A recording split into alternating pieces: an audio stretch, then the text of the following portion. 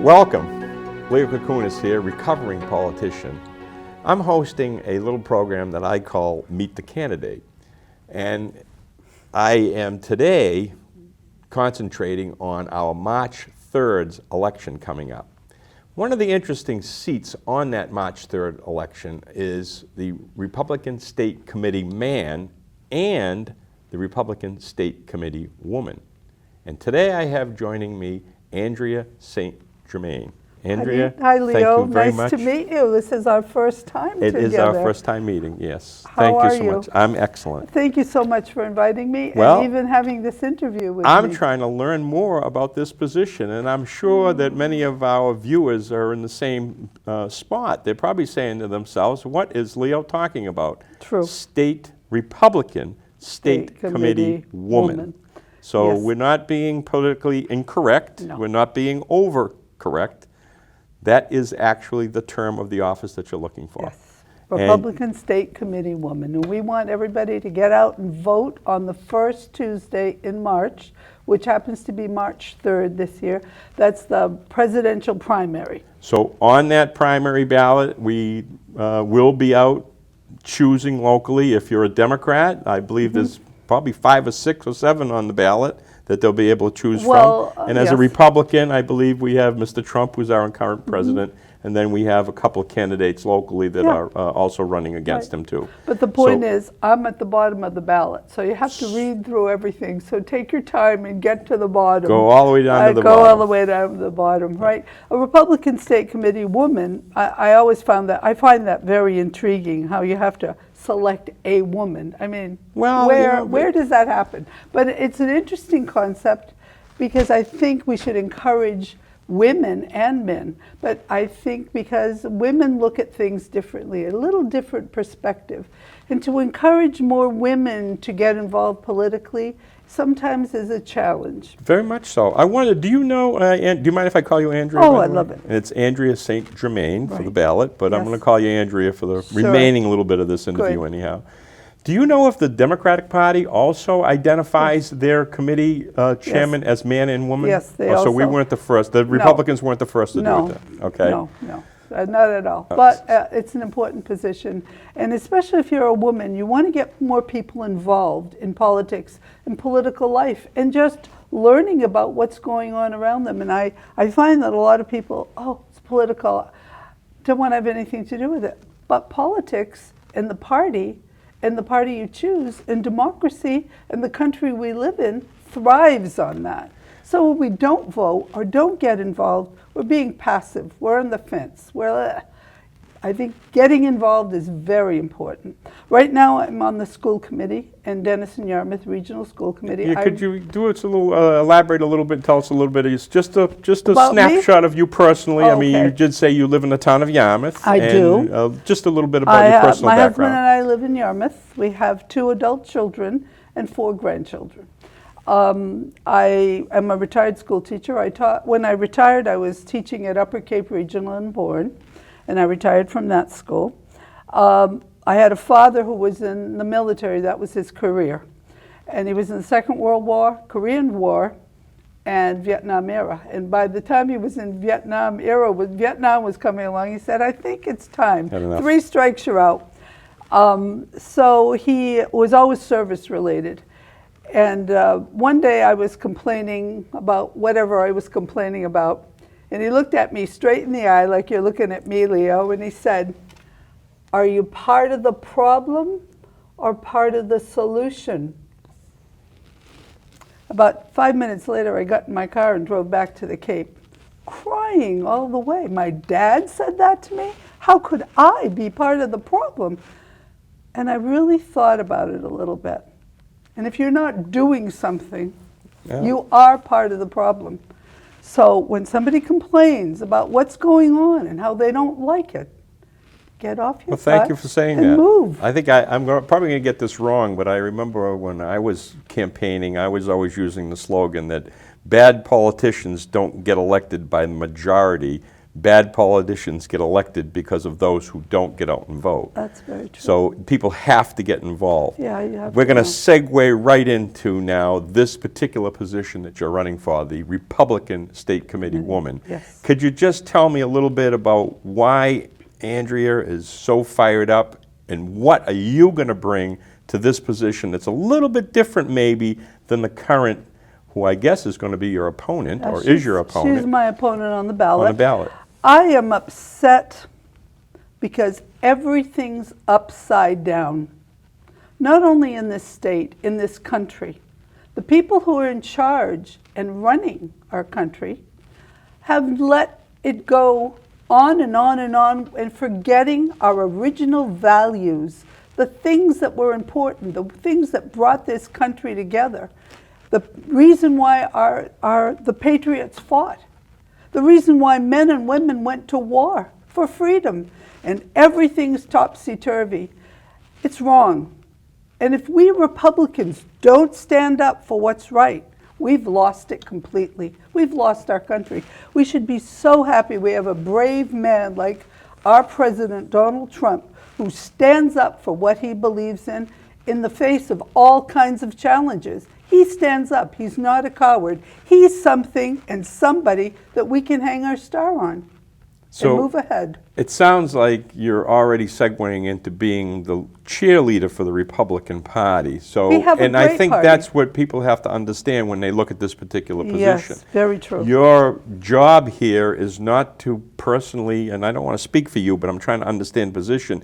Your job really is not to be the politician and bring certain things forward as far as legislation goes, but your job is more going to be a cheerleader for the party. Correct. Out there looking for people to join the party, and looking for people and encouraging people to get involved, as you just said earlier. Right. Do you have anything up your sleeve that you might be bringing to the table, some ideas that you can share with us that might help do that, bring people back to the party? And I say back to the party because I'm going to segue later into those of us that have left the Republican Party. Okay. I got to go back to the Republican Party and democracy and why. First of all, yes, I have a lot of ideas about us moving forward. One of them is bringing people together. Now, Adam Lang, who's also running for state committee man, he's been out there with rallies for President Trump. He was a soldier, only went out there with the sign over there in Hyannis. Yes, and I then remember. now, the last time we had a rally, we had over 129, 130 people out there, and he attracted young people, old people, everybody, people cheering. He attracted my husband to come. My husband's not a public person at all, and he stood there and waved at the traffic of the people going around. Why? Because we have a president that we can support. The Republican Party has a president we can support. That's phenomenal. Right now, we have ballots with no Republican person running against a Democrat. What kind of two-party system is that? So I think we have to have training for people. How do you start? You don't just say, let's go run. Get them involved slowly. Get them involved writing letters. Get them involved going out and helping other people run for office. And then eventually have some training for people to come aboard. Get them excited about what's going on. And let them know that they are a force for change. And they can do it. It's a shame that we have Democrats running everything and then people stand around and complain. We can't let that happen. I opened the show with the fact that I'm a recovering politician. And although you and I have never met before, you probably are aware of the fact that I was a registered Republican. I ran and served as a Republican and lost as a Republican. Now I'm on what they call unenrolled. And we're going to try to get you back. Yeah, a lot of people refer to that as independent. Could you just, Andrea, take a minute and speak to those out there that are watching this that are like me, that left the Republican Party to become unenrolled, or maybe even were unenrolled all the time because they didn't feel comfortable joining the Republican Party? And how are you going to reach out to them to try to get those of us back and registered as Republicans again. Sometimes when you look at the Republican Party where it is right now, it's kind of milquetoast.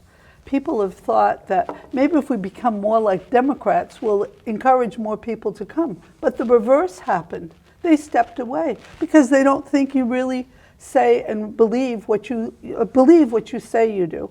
Now, a friend of mine just passed away. He was always a Democrat, and I was shocked to hear it because he was Kevin Ward, who always did the Cape Cod Bus for Life. And you know what he said to me? This summer, he changed from Democrat to Republican. You know what he said? I said, Kevin, that's amazing. He said, when I meet my maker, I don't want him to ask me why I stayed as a Democrat, because he was a strong pro-life candidate, strong pro-life person. Now the Democrats have a platform in their party that believes in abortion, late-term abortion, things that are ridiculous. They believe in that. We should have the 10 Commandments written on our heart and soul. That's the way the country was founded. So I'm looking at people and saying, if you have a watered-down Republican Party, no wonder people leave it. You have to stand firm for your ideals and your values. Interesting.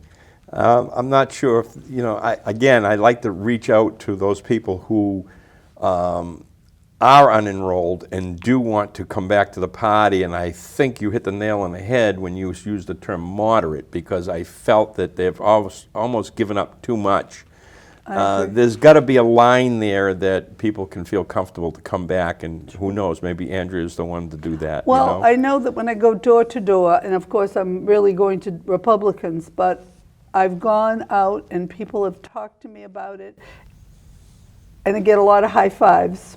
They're very happy that somebody is coming forward, and I think they're a little shocked that I'm coming forward and saying, hey, come on, let's go, let's get together. It's been pretty non-existent, especially here in Boston County, so it's going to be interesting to see how people are going to receive you. It's funny because it wasn't that way.